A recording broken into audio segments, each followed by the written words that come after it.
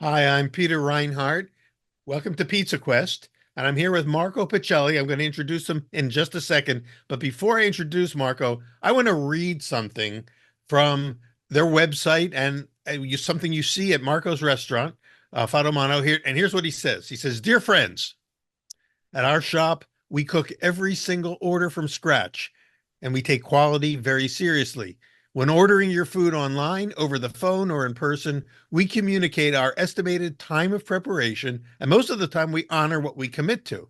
With that said, we're ultimately humans, and occasionally there might be an extra unexpected 10 to 15 minutes wait. If you wish to dine in, you still will have to wait a minimum of 35 minutes up to 2 hours, depending on business level. Waiting time starts from the moment the whole party is seated. Seating is allowed only after ordering the food.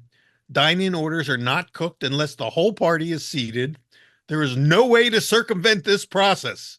If you feel that this can cause you in any shape or form some reservation, offense, or disappointment, we strongly encourage you to look for a more suitable experience elsewhere and come back only when these terms fully align with your needs and expectations. We are in the business of quality. We love what we do, and we do not compromise under any circumstance. Take it or leave it. Much love, Marco and Arlene Pacelli, the owners of the pasta shop Pato Amano." Ha, Marco, you laid down the law. I Welcome to Pizza try. Quest. I So, did. so it's great to meet you. On the screen. I'm across the country from you, but of course, our co-founder of Pizza Quest, Jeff Michael, and his family, and they eat with you all the time, and they love what you're doing. And so I want to find out a little bit about that. But let me ask you this before we get started: do you get any blowback from your customers about that disclaimer that you have on when they first come in? Very A little, huh? little bit. A little bit. A little bit. You cannot please everybody, but So let's why just try, say right? If you can't please everybody, then don't try to please everybody. yes. That's exactly how it is.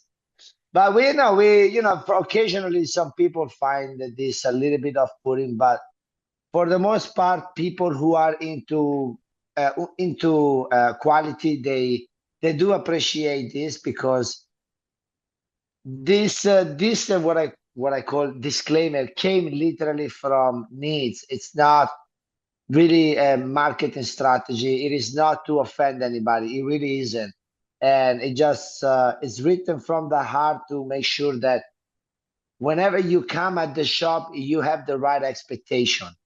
We live in a market where people do everything to bring customer in, and bringing customer in is important, but what we find more important is to have the customer coming back, so we Yeah. capitalize on retention. And I think the principle of a good relationship is to be transparent in what you can expect. And if we can get past that disclaimer, I think your patient will be rewarded. That's what I can say. Well, I think it would be nice if more restaurants would be just out front about all of that and say, "Look, Yes. we're doing our best. We want you to have a great experience, but you know, these are the rules." And sometimes you need to have rules. Although if Yes. you do have rules, you're always going to have customers that could say to you, "Hey, I know you have these rules, but for me, can we break the rules a little bit?" Do you ever get somebody saying, "Can you push it up a little bit faster for me?" Yes, absolutely. We have that all the time. Honestly, I have some really good people, really good customers that uh, they just don't seem to remember The rules. the rules, and every time it's the same conversation. And I say, "What part did you miss? Like we've been into this conversation just 2 weeks ago." That's funny. I know, but sometimes they try, but at the end of the day, it's just about really making sure that they have good food. I try to think of when our mom or our dad or grandma used to tell us, "Come on, let's go, come to the table, come to the table," and they, at least in my culture, grandma or mother, they get upset when you come later, but it's not really because you don't satisfy their ego.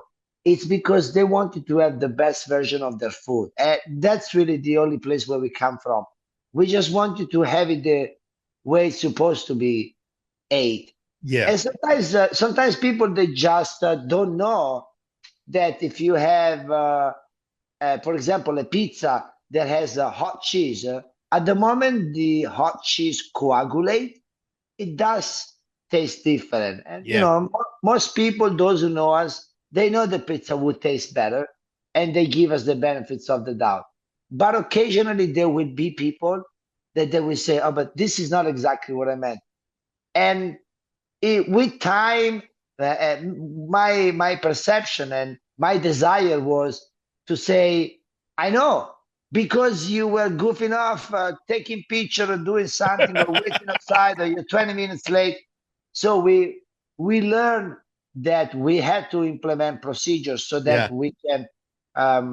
we can really tell them, hey, if you really want to enjoy this, you gotta work with us so we can make sure that you do have the best And experience. I know that a lot of your business is takeout because you have a very small dining area. So most of the people Yes, bring it home and have to reheat it. And I like the fact that you give very detailed instructions for how yes, to properly reheat or prepare or combine the ingredients when they get them home.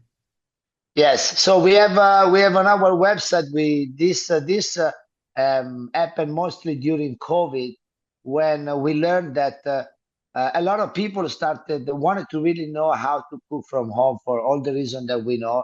Um, and we said, maybe we can just try to tweak the format a little bit, whereas people don't have to buy from us. They can don't have to buy from us and then take it home and reheat it. Like when you reheat some pasta or some food, it's not exactly the same. I'm Uh, personally very forgiving with myself. I am okay eating cold pasta, yeah, but if you have a matriciana or also a pizza, it just tastes different. The taste of the flour when it burns, when it cooks, when it's right. hot, you can smell the yeast, and it does make a difference when you eat it.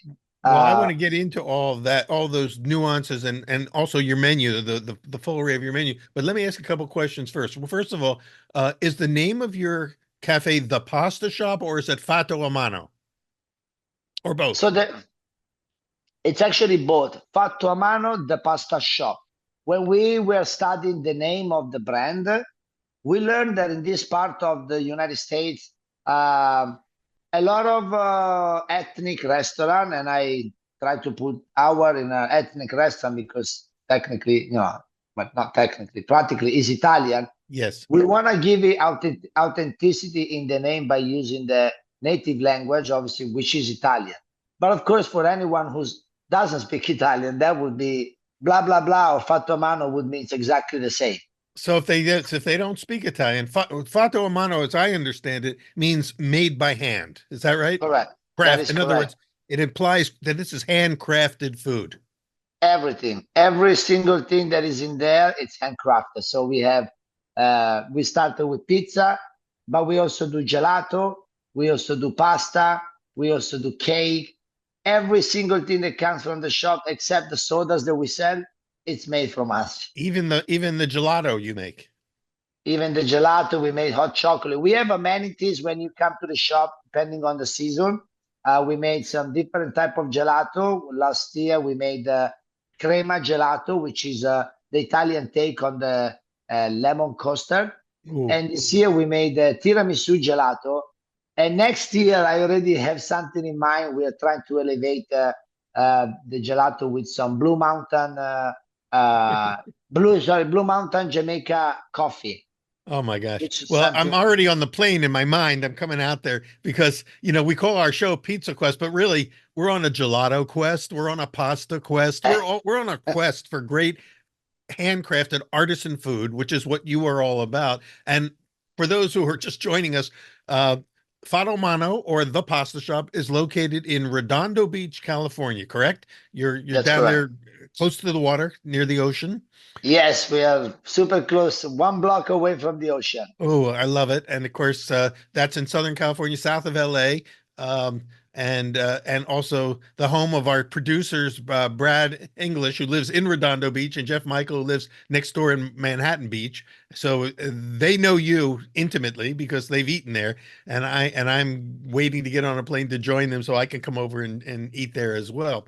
So even though it's called the Pasta Shop, you did mention you do pizzas there, which of course fits right in with our Pizza Quest theme. So we'll talk a little bit about some of the things on your menu, but I know that the real passion and the love for you is the pasta. Can you tell us a little bit before we talk about the menu itself, Marco, a little bit about how where you came from, your journey that led you from Italy, which if I understand your bio on the website, that you lived mainly in Milan, but also spent your summers in the Amalfi Coast, which is one of my favorite places, probably many people's favorite places in Italy. Where on the Amalfi would you spend your summers? Ravello. So my father is from Ravello, which is a little town north of Minori. Well, it's north of Salerno province, which is pretty much in the heart of the Amalfi Coast. Wow. Yeah. When I was a baby, I would go to school, obviously in Milan when I was a kid, and then because I unfortunately I lost my mom that I was very young, my dad would my great aunt, so the sister of my grandma, would take care of my brother and I for the whole summer break. Is that In, is that who you call Zia Concertina? that is correct. So she's a very important person in your life. Yes, and believe it or not, I was not her favorite, not one day of her life. This is the true story. So, so I mean, I think my love for food does come definitely from my experience in the south. As you probably know, southern Italy doesn't really offer a lot of job opportunity outside of hospitality. So Hmm. anything you see there, it's restaurant, hotels, bakery, any kind of form of hospitality is in the Amalfi Coast. And my aunt used to live in this part of Ravello that it's very remote. She was 70 plus years old, taking care of us. But you know, to get to where she lived, you literally had to go over 300 stairs. Ah, So it's a lot of walking that you could not do with a car, with anything but literally your own leg. it sounds a little So bit like Positano, where I spent some time with the yes, stairs that go straight up the that cliff. yes. So that was the blessing and the curse of my aunt because she was literally forced to live in a very indigenous fashion. So not really a lot of grocery store and whatnot. So she had everything in her backyard, whether it was blossom squash, tomato, lemon, eggs. She literally created her own farm, her own little production place. And the benefits for us is that we literally lived out of it. And believe it or not, these days that would we consider a 10-star luxury lifestyle. It's something that most people would not be able to afford to have because the geographical location of Ravello is unique. So you really get to have the very best quality. You can eat tomato like if you eat a piece of apple, and boy, it does make a difference. It doesn't Right. taste like water. It tastes like tomato to the Yeah, quintessential level. it It's tastes the way really it's what we supposed got to used taste. to. Yes, we got used to that. So I think you know, going to walking through the little town of Ravello and whatnot, I always happen to be to walk behind maybe the kitchen, the vicinities of the a kitchen who is cooking for a restaurant, and walking through areas where you can smell the lemon. And I kid you not, I have never had that perception again outside of Ravello. And Mhm. growing up, eventually, I started missing that. And you know, I wanted to travel, I wanted to learn languages, I wanted to explore, and I found that the only way to be able to do that is really to use my passion to take me where I wanted to be. Food puts everyone together, Yeah. and whether it's Italian, whether it's American, whatever it is, you know, food it's always a feast. It's a good excuse to be together and get to know each other. So you're kind of in a sense, you were living the Fato a Mano life in Ravenna, Yes, and now you want to bring that experience to other parts of the world. absolutely. That's exactly what I was And doing. and where else have you lived then on your journey between there and in Redondo Beach now? So growing up, eventually I went to hotel management school and then I started doing experiences abroad, first as a training and then working for a luxury hotel company. Mm, So I started living in Spain. I had an internship with a three Michelin star. Well, at the time it was a one Michelin star restaurant. And today, this is considered one of the best restaurants in the world. It's called El Celler de Can Roca in Girona. wow. I I had an experience in a very small, tiny Italian restaurant in the Surrey in the UK, Mm. and then I worked in Philadelphia in the Gulf Mills in a place called Savona Cucina della Costa, and then eventually I joined Four Seasons full time. And with Four Seasons, I started from on call busser at the bar. I was the world best glass washer ever. You could You eat paid on your the dues, floor. man. You paid, yeah, you've been everywhere, and I think that's so important. Not everyone realizes you've got a small little shop in Redondo Beach, but along the Yes. way, you've been paying Um, dues and working at some of the great places in the world, oh, Michelin level yes. restaurants, and you've seen the highs and the lows of the food industry. Yes, yeah, absolutely. Look, I started in Milan. I worked in Qatar, Doha. I worked in Dubai two times. Wow. I came to the United States with Four Seasons. I started at the Beverly Wilshire. I was in St. Louis in Missouri. I lived in Orange County, still in Newport Beach, San Francisco, San Diego, Santa Barbara. Went back to Milan to open another two Michelin star with Mandarin Oriental. Came back, worked in San Diego at the Fairmont Grand Del Mar, where currently there is a three Michelin star. And then finished my hotel career at Terranea in Rancho Palos Verdes, where eventually I decided to pursue my own business. Where did you meet your wife along the way? Arlene is your partner in the business. She's in the front of the house every time someone comes in, they see her. Yeah. Where did you guys connect? We met at the Beverly Wilshire. She used to work at the restaurant, and I was assistant banquet manager for the Pretty Woman Hotel. Yeah, the Pretty And Woman. I was going to say that's that they say that that's the hotel where Pretty Woman was filmed. So, but that was way before your time, probably, huh? that, yeah, a little bit. Yeah. But that's quite a journey that you've had. I mean, you're still a young man, and you've been all over the world cooking. You've Yes. been learning the craft, and all of this is distilled in a tiny little pasta pizza shop in Redondo Beach, California, called the Pasta Shop, Fatto Mano. Um, and I think it's important for people that come to eat there and who are having the experience that they're having, such as Jeff and Brad are having when they eat there, that this is not just, I'm doing pasta because that's the only thing I know how to do. This is the distillation of a lifetime of culinary training and experience and hospitality, and both of you are bringing a tremendous background into this tiny little shop. So I think that's pretty amazing. Why did you decide to kind of make your stand in Redondo Beach? Well, so this pasta shop almost came as a hobby. I finished my hotel career as an executive director of food and beverage. I managed $76 million in restaurant operation.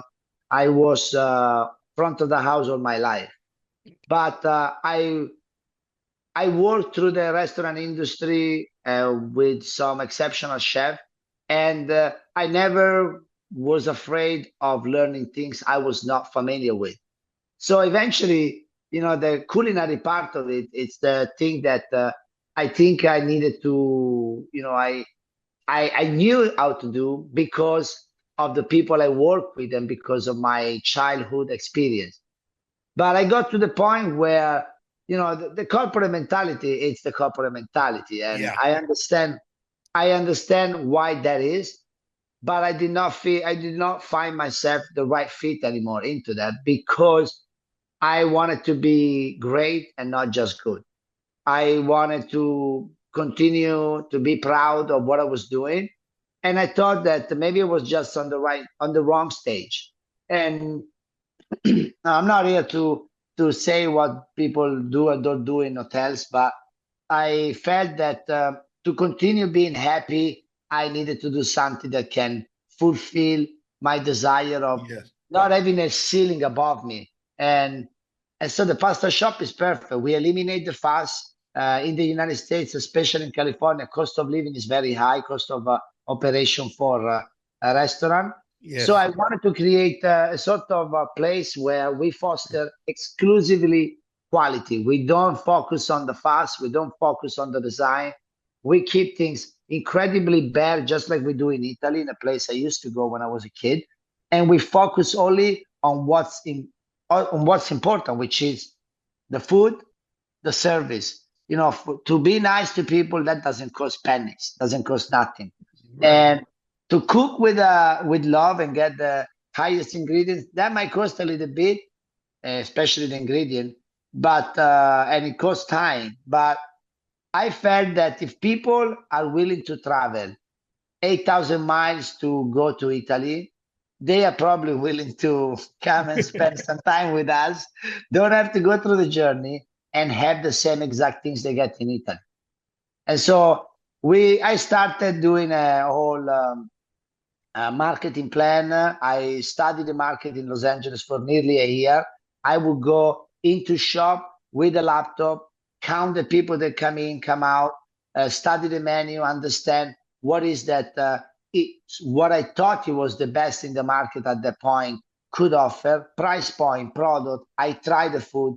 I had a complete detail, in-depth SWOT analysis that I did to really understand not how to elevate, but how to literally tap in the missing part of the market. Because that's really what I was looking for. I was afraid of not having a sustainable solution. So I wanted to provide something that, in my opinion, people could benefit from, and that was not available in the market. At the time we opened a pasta shop, there wasn't a single place in Los Angeles with the title pasta shop. The pasta shop wasn't even a business category. That's right. It, Yeah. it, It's growing. The concept is growing across the country, but it's relatively absolutely. new now to Americans that a shop could make it, as a fresh pasta shop.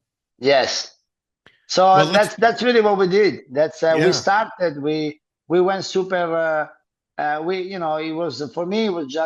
It was really important to just do it right. I prepared a strategy A, which was the opening strategy, and I said if things don't work in 6 months, I'll pull the plug. I'm gonna use my exit strategy. I swear I had it all laid out. And I said, I guess I'm going to go back to my corporate job. That's what it is. And luckily, I never had to do that. And I'm Amazing. very grateful. Well, Yeah. that's incredible. Well, let's talk a little bit about the menu at Fato Amano, because I want to get into a little bit of this sort of what it is about pasta. Number one, pasta is having its moment again.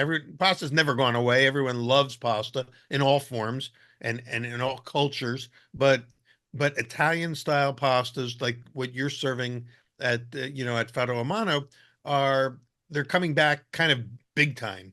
And I think there's got to be a reason why, and some of it has to do with what you said, your passion and the commitment to it. But what is it about pasta that makes it, so appealing? But also, what is it about your pasta that differentiates it from the average, what we'll call American Italian pasta as we've grown up with? Why? What is it? What is it that you're doing that's allowing your place to become such a passionate discovery for your customers? I think the culinary landscape in America has changed dramatically, mostly because of the ingredients that are now available in most part of the United States. We are blessed because we make pasta with all Italian ingredients. That's the number one thing. To give you some perspective, one bag of Italian imported flours of high quality to make pasta, it costs ranges about $60 per bag. American flour states there is essentially American flowers that typically doesn't have a specification whether it's 000 or one or type 1 or any other Uh-huh. type. It costs literally one third of that. Uh-huh. So So basically you're paying for that added the imported, but also what is it what kind of pasta and flour is it? Is this semolina durum style flour or is it bread flour? What flour does it take to make your pastas? so it takes I think what it really takes the most it's quality of ingredients. So flowers is it's a type of durum flowers. It's a blend of 00 and 1 flowers with a little bit of semolina as well. So that affects Wow. the texture, that affects the retention, the hydration, so the retention of the eggs or the water, Are and you that blend? Are affects. you, let me just stop you for a second. Are you blending that flour yourself? Then you're bringing in the Durham slash semolina flour, mixing it with the 00 and the type 1 flours. You're making that blend yourself, or are you buying a blend? Some for some pasta the blend is already made Uh-huh. because it's literally done by a farinographer. The farinographer it's the Yeah. Italian for flour maker. It's literally The a Miller. chemical, correct? Like literally somebody who studied that type of flour for that very type of usage. So the pasta in that case, or the pizza, depending what you do, or or the dessert, or the gnocchi. Uh, for some other pasta like orecchiette, when we have them on the menu, or gnocchetti, we do Uh-huh. the mix because you need to have a different consistency. So you need to add some more semolina flours and make the pasta literally harder than maybe some ordinary So spaghetti. So yeah, so each type of pasta has its own special requirements. Yes, Let's talk about some of the things on the menu. And I know you also have pizzas and Roman style pizza, you call them, on the menu. So we'll talk about that in a minute. But let's take a deep dive into the pasta side because we don't usually we get a chance to talk about pizza a lot on our show, but we don't get to talk about pasta a lot. And I would like to educate myself as well as those who are listening to what's going on and it's changing the pasta landscape. Of course, the big buzzword these days, everybody's in love with cacio e pepe. That's like the hot pasta dish, because it's so simple and so it's almost like the margarita of pastas. yes, absolutely. So talk a little bit about number one. I know that you got your specific pastas, and I see on your menu you list at least five or six different types of pastas that you're making there, and then different types of sauces, so the customer can blend pasta with sauce. If somebody Yes. comes in and wants to say, "Hey, I got, I'm going to use your cacio e pepe as my sort of benchmark to determine whether I'm going to come back." What is it? What would you recommend? What pasta would you have them use for that? And what is it? Let's describe cacio e pepe for those few people left that don't know what that is. Okay, so cacio e pepe, it's a pasta, it's a sauce made of pecorino romano, Parmesan cheese, and coarse black pepper. That's it, That's it. and a lot of love. A lot of love. A little pasta water, maybe, huh? Some pasta water in it. So yeah, oops, sorry. So yes, so sorry, I'm getting close with my phone. So the cacio e pepe, the way cacio e pepe is supposed to differentiate itself, it's mainly from three things. Number one, the type of pepper you use, and it's to be coarse ground pepper. Uh-huh. And you have to toast that before you mix it with the cheese, so you allow to release some flavor. I have Number seen that two, technique used on some cooking shows, and I hadn't even yes, realized that toasting the peppers was such an important step. absolutely. It's very important because playing with temperature allow you to release flavors in certain with certain ingredients, and pepper is one of them. The the second thing is absolutely the quality of the ingredients. So pecorino romano, it's a very sharp cheese, and it cannot be anything outside of Italian pecorino romano. The rules and regulation on usage of name applies only within the European community, and unfortunately, outside of that, um, there are people that will make pecorino romano outside of Italy and call it pecorino romano Yeah. outside of Europe because there is really no rules or regulation that tell them not to. But the truth is, you have to use the authentic pecorino romano from Lazio, and you need to use the Parmigiano Reggiano cheese. So you What use is the both difference? because the Romano is a sheep's milk cheese, and the Parmigiana is a cow's milk cheese, correct? Correct. But the Romano on itself, if you would eat a piece of pecorino Romano, it's very, very, very, very sharp. Often it's perceived as too salty. So the Yeah. quality, the pecorino, the cacio e pepe, the secret in the cacio e pepe is to find the perfect balance between pecorino Romano and Parmesan cheese. That pecorino Romano sharpness is smoothed by the Parmesan cheese. So that's really the number one key. The second thing is the consistency. Yes. You need to emulsify the two cheeses, the black pepper, and yes, you do need to use a little bit of cooking water and make it as creamy as if this would be just literally something like a cream. Now, Yes. It almost seems like a cream sauce, and yet it's made without cream. correct. And the temperature, even in that situation, makes a big difference.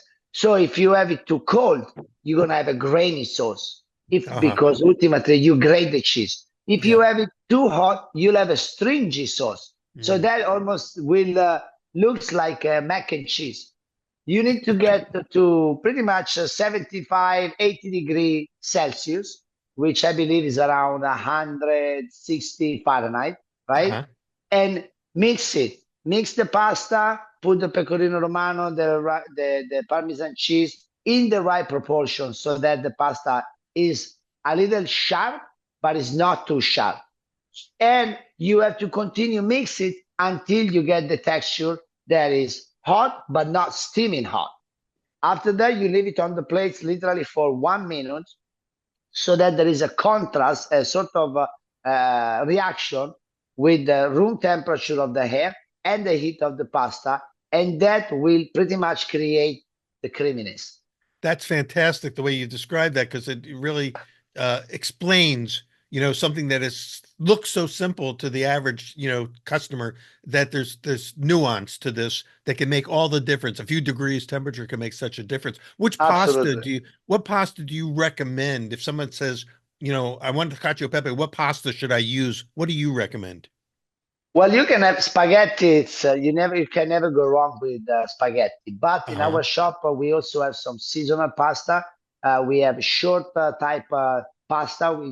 Today it's paccheri. So paccheri it's a large tube pasta. We make it without eggs. It's Uh-huh. literally just water and flour, and it tastes and feels incredibly light, especially on summer. And it Mm. retains the sauce very well because it's tube pasta, so the sauce goes in and out of the tube. The pasta, it's not soft like spaghetti, has a little bit of bite, which actually goes very well with the taste of the cheese. But again, Interesting. in doubt, spaghetti. What was the last thing you just said? In doubt, spaghetti. You can never make a mistake with spaghetti. Spaghetti. So that's why everyone loves spaghetti so much. Absolutely. Yeah. They love everyone. Well, this is really, actually, I really appreciate what you were just describing because, you broke it down for us in a way that helps me to get my head around it. For instance, when you said 165 degrees as a bread baker, I know that 165 degrees is a very important temperature for proteins, because that's the temperature at which proteins begin to denature and coagulate, which means that they're going to become, soft and Yeah. and creamy. And we don't often realize the carryover that a couple degrees can make, but also how, Mhm. the different cooking things, whether it's bread, pizza, pasta, that there's so many similarities that these principles it's important for people to know not just how to do it, Yes. but why to do it. Yeah. Absolutely. It's I love cappuccinos. Obviously, I'm Italian, so I love cappuccino. When you make cappuccino, it's the same exact thing, right? You get the meat, you have to cook it with the steam of the machine.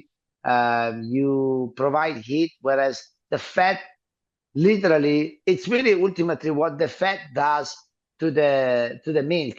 You have to let it rest a little bit and give it some contrast with the room temperature of the hair. And then I used to call it massage the milk before you Yeah, put it into that, right? that's yeah. And the pasta, it's like that. And when it gets to baking, it's even more important. We pre-bake our pasta, our pizza, at a different temperature that we use when we bake it. We mature our pizza with we have our maturation, especially when it gets cold. We can't use the heat of the room because it's too cold. So we literally control not only the temperature but also the humidity. And I mean, temperature is everything. It's absolutely everything. Even when we work the dough, sometimes we work it longer because Yes. yes, the texture is there, everything is in there, but we know we need to work it longer because the temperature of the dough is too cold, so it will not start the maturation process. Yeah, or which we might call fermentation. Yeah, Um, and I see on the menu itself it says that your pizza dough has a 72 hours of maturing or yeah. fermentation, which is longer than many pizzerias, and but it's more in the Roman style than this long. Is it kind of a wet, sticky dough to start with? So the dough is definitely wet, uh, sticky.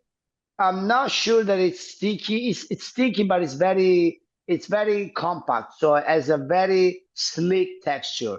So the hydration that we have in our pizza is about 110, 105 to 110%. So it's a very high. That is high. Uh, That's a lot of water. Yeah. that's a lot of water. So we do a very rich in water pizza. The advantage that that brings to the person who eat this pizza, is that the pizza has very low gluten content, and that is literally because we just put a lot of water. For Yeah. every gram of flour, there is 1.5, 1.0, sorry, 1.05, 1.10 grams of water. If you think about it, you literally like it's very light, right?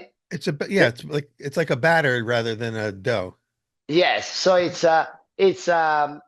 makes a big difference. Now, the way the pizza dough looks, I would explain it to you as imagine a big water balloon.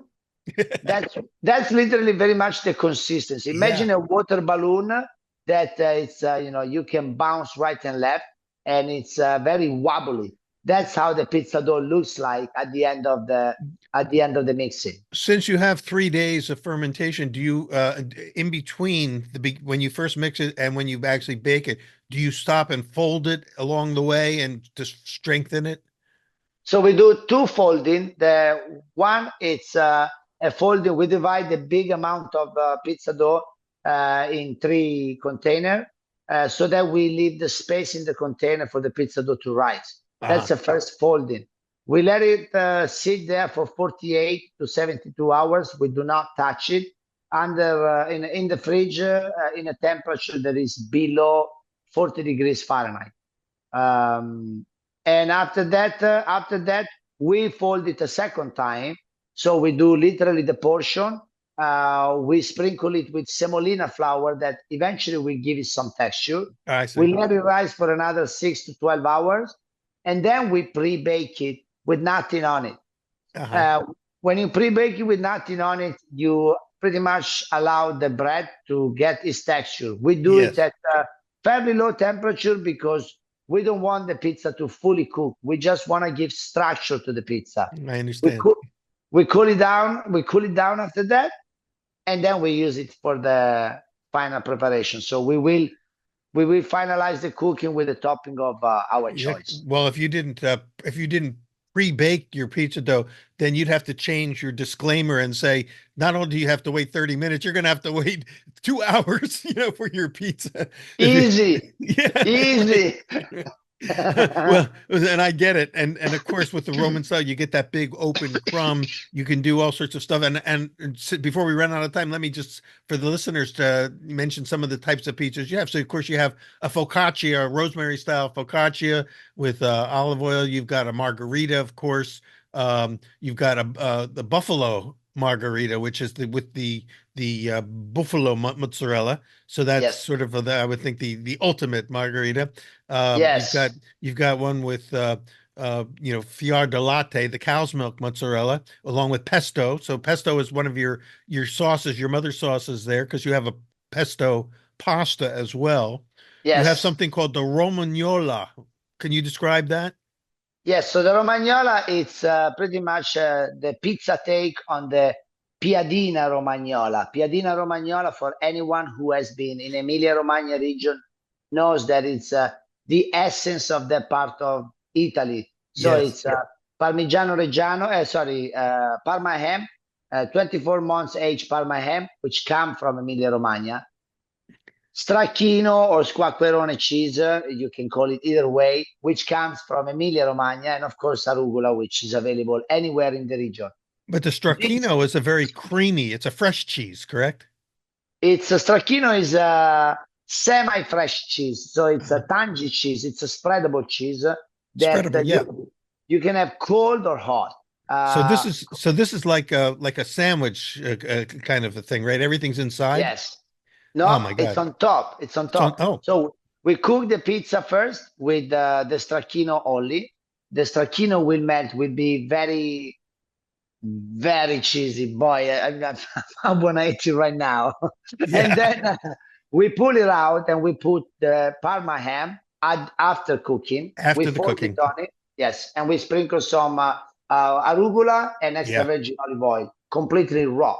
All of this is not cooked. Yes. So the result of when you eat it is number one, you'll have a contrast in temperature, the cold of the meat, the heat of the cheese, the texture and the texture of the arugula salad, and then the taste of the extra virgin olive oil, which by the way it's cold pressed extra virgin olive oil. So it gives almost a little background of pepperiness and artichoke in your Yes. palate. Wow. Well, there's one other pizza that you have listed here, and I know you probably also have specials, but one is the affumicata with a smoked cheese, uh, as well as Italian sausage, zucchini blossoms or zucchini squash, and it's you get all these great pizza concepts. Do you have one particular one that's sort of the house special, the one that's the most popular of all your pizzas? Well, the house special, I think it's surprisingly not a pizza with tomato. It's the Hestiva, the one with Estiva, the the yes, pesto. it's yeah, pesto, fior di latte, tomato confit, and Mm, basil leaves. That's really what most people go with. But if I would have to say, probably the one that you need to try, the first one you need to try, the less ingredients, the better, in my yeah. opinion, Yeah, because because with a crust that like yours, the dough like you have, you could just put nothing on it and it would still be good. yes, absolutely, and that's really what you go after when you get pizza. You know, it's I think if you want to try the dough and really learn about our dough, just literally Well, have the focaccia. There is well, literally not even salt on the topping, and exactly. Yes. Well, we need to thank Zia Concertina for imbuing in you this passion and love for food. And I guess a lot of the yes, sauces are her sauces, right? They were inspired by Aunt Concertina, right? yes, absolutely. So we use San Marzano tomato, imported from Italy. We're very proud of what we do because a lot of people wonder what's the secret. And as I said earlier in the interview, uh, it's really the quality. Our tomato sauce doesn't have any secret except from love and quality tomato. We have white onions, garlic, oil, and good tomato. That's really, and basil, of course. But it's really a very simple recipe, and people love that. My Aunt Concettina, she used to make literally gallons and gallons of this during spring and summer season when the tomato would grow, Right. and literally put him in a conserva type. So Yeah. literally close into a jar She can to it up get for you. yeah, to get through the entire winter. I mean, Right. she was a freaking genius. Yeah. I'm She knew. telling you. Yes, and so fortunate to have somebody in your family like that who could be a role Yes. model and show you how to do it and love you. And yet you were not her favorite, you said. No, well, I think one day, just like everyone, she wasn't perfect, I guess. And anyway, she made an eggplant parmigiana that eventually I love eggplant parmigiana. I'm guessing But that she taught with tough love. lots of tough love. I dare to tell her I didn't like her eggplant parmigiana. I kid you not, she did not talk to me. She did not talk to me until she passed. And Oh my gosh. my dad this day told me, Zia Concettina loved it, but she kept telling me, Marco has that look, that endearing look, that want me to make me smack his face because he keep looking at me like, "Ah." I can't say. I don't know. I Well, was just too honest since I was a kid, I guess. well, Marco, before we run out of time, I just want to tell our listeners again, remind them that where you're located. We only talked about some of the things on the menu. Go to the website, go to Yes, Pasta Shop RB, Pasta Shop RB for Rehoboth Beach, www.pastashoprb.com. Look at the menu, read the disclaimer for yourself, read about Marco and his wife Arlene, and read about Fata Omano because it's a little gem of a place, down there by the ocean and on the it's not the Amalfi Coast, but it's almost the Amalfi Coast of America down there where it's you are. beautiful. It's very Yeah. beautiful. Yes. And so Marco Pacelli, thank you for being with us, for sharing your passion, your love, and this great menu. I mean, I look at the menu and I can almost taste it because you can feel the love pouring through just even the concepts that you are bringing. And in a sense, I guess all I could say is just, you're trying to bring the essence of your childhood memories, your taste memories, Yes, you know, of absolutely. Italy to Americans who may or may not have ever been there, but if they taste yours, they're going to get as close as they can get. That's exactly how it is. Marco, thank you so much, and we'll look forward to having you back another time. Maybe we can have a show with you where we can actually do some cooking with you and see Yes. in person some of these things. Meanwhile, the photos on the website are great, and for those of you who are watching or listening, check out the website. And thank you all for joining us on Pizza Quest today. I'm Peter Reinhardt. We were with Marco Pacelli of Fatto Amano, and we will see you on the next Thank, episode. thank you, Th- Peter. Thank you, Thank you, everybody. Marco.